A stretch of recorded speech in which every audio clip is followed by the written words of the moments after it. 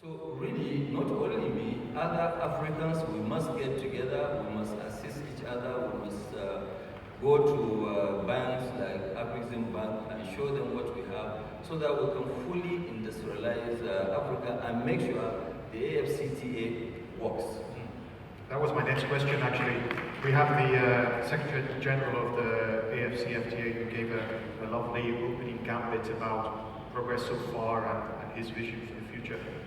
Where are you now in terms of your vision or view of the AFCTA now, after just opening the biggest oil and gas refinery in Africa? What's your view?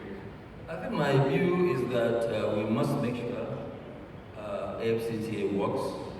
And if you look at it, that is the main reason why most of what we have set up in the last 4 or 5 years, with the assistance of, consortium of banks, AFT, African Development Bank, other local commercial banks, and also some other institutions.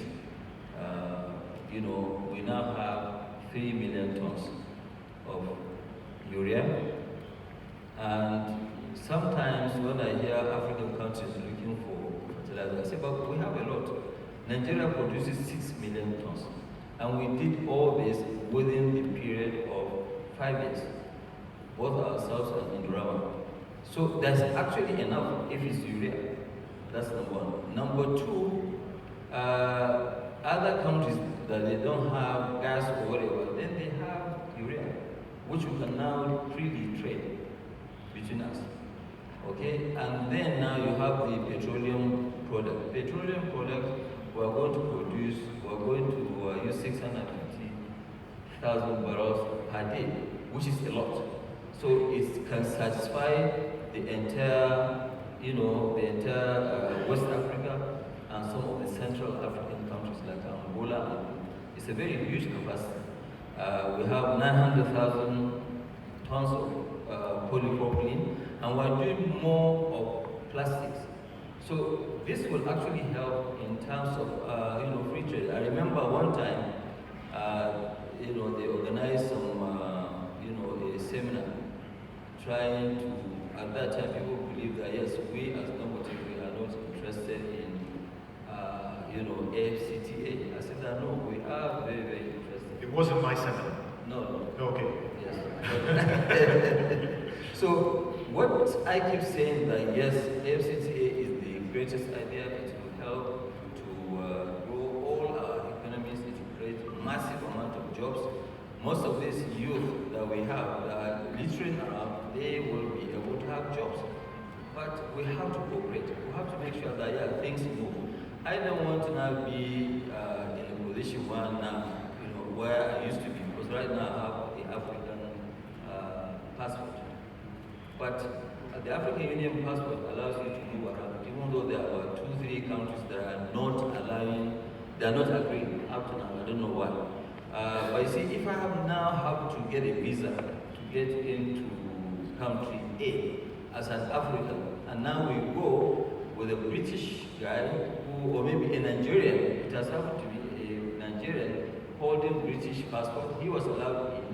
And we're arguing, debating about my visa. And I'm the one, and I'm the one with the money. Can you imagine? Yes. Can you imagine? So I think what maybe African countries they need to do is that why don't you give Africa's visa on arrival? That will facilitate trade. Yes. If you are making life difficult for me, there's no way I want to invest. Yes. Without mentioning a name, when we're building factories all over, we invested about $620 million in South Africa, actually the biggest African investment. And then a neighboring country, I don't want to mention the name, and they say, okay, fine, come and actually Angola. Okay, it's Angola. Come and invest. Yes, okay. And I said that no, I won't invest in Angola because getting even visa was difficult. Was difficult. Yes. So, this thing we must free up and make sure that we allow Africans to move it. You can say, okay, fine. Today, when you talk to them, they say, I don't know, it's about security. But then I said, okay, fine. So most of these guys disturbing us in Mali, Burkina Faso, Nigeria, and Congo, these guys, they don't have a visa. They don't even need a visa. They come through the land. So if they don't need a visa, why, me that I have money, I want to invest, you are harassing me? It doesn't make sense.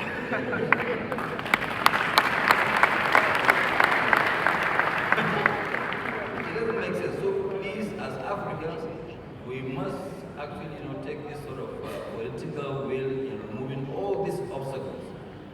Because today you look at it, if I ask you today, what do you think is the easiest visa to get today? And they used to be the most difficult. Rwanda? Saudi Arabia. No. But it has actually opened up the economy. The economy is booming. Saudis are making too much money. Hotels that I used to go and pay $500, they are charging almost $2,000 because they are having avalanche of people arriving there. So why don't we even do something? Let's say, okay, fine. If you have a visa since we don't trust ourselves in terms of security, it's okay, fine. If you have a visa of UK or visa of European Union, visa of Canada, visa of America, when you come to Africa, we give you visa. Because those countries must have done all the security checks before they issue a visa. So let us launch. That's a clever idea. But please, since I've seen a lot of our leaders here, what I think we need to, first of all, make sure the regional markets, they have to work. The regional markets, they have to work. Because you see, right now, we are not allowing free trade, but the other side that are working against us, the smugglers, they are having a free trade. Okay, because you can move goods from Benin, for example, into Nigeria. But those guys, you see them loading rice, loading stuff, and going through the forest borders that we have. So the African continent is one of the continents that I think it is a hidden story. It is a story that I believe when you have faith, you invest, you will make quite a lot of money. It's true, there are risks here and there, but there are also a lot of areas of mitigating risk. Once you do your own calculation, then you move in, and definitely the story is good. I'm going to ask you one last question now, because I said it earlier before, that all this work we're doing is not really for us, it's for our children, and our children's children, the next generation of Africans. How do we create 10 more Dangotes? Well, what's your advice for those young African entrepreneurs? I think the young African entrepreneurs, first of all, there's quite a lot of opportunity. They have to work very hard. It's not that easy. For example, I've been in business today. I don't think it, but I've been in business today for 45 years. So it's been a great journey. You have to be focused. You have to make sure that you have a vision and you know exactly where to go, and make sure we as Africans, we must make sure that we have good local domestic banks.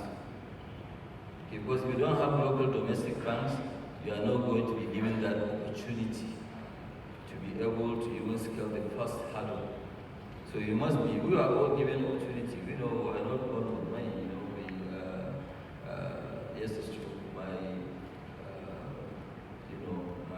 grandfather was rich, but he didn't, give me just free money to go and trade. So you need strong financial institutions. And these guys, what they need to do is to now go calm down and make sure that yes, they have the belief that yes, things can happen. But it is not overnight. Majority of our youth, they are looking at making things happen the next day. Patience is required. Patience is required. Tenacity is required, and also you have to be, you have to have a vision. You can't just jump into everything. You might not be good in everything. Do you have to tell yourself, I will not fail, I believe this will succeed? You have to kind of... You have to believe in, yes, you have to, and I can tell you, especially with now, there are other modern ways of making money. You mean technology, fourth industrial revolution? Technology revolution, and so many other areas. And our people are smart. And our people are very, very smart. They are well educated, and I can tell you, within maybe a period of 10 years with AFCTA and co, you can even have not only one, you can have we can create 50 Dangotes. It's not difficult. But there's only one Dangote, and it's you. So I'm going to ask you to stand up, and I'm going to ask everybody, please give a round of applause to the one and only Aliko.